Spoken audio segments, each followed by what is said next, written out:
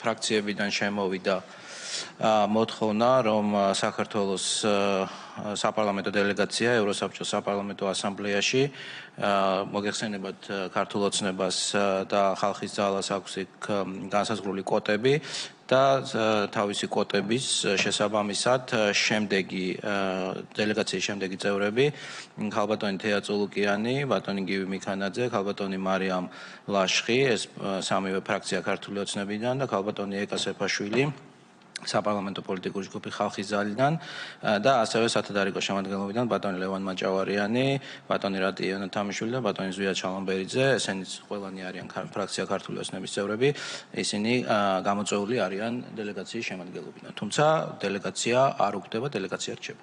7 წევრიდან 6 წევრი იყო ქართული ოცნებიდან, 1 წევრი პოლიტიკური ჯგუფი ხალხის ძალიდან და ფრაქციებმა პოლიტიკური ჯგუფებმა გაიწვიეს თავისი წევრები დელეგაციაში. და გთხოვთ მხარდაჭერას, რაღაც კენჭისყრა ჭირდება.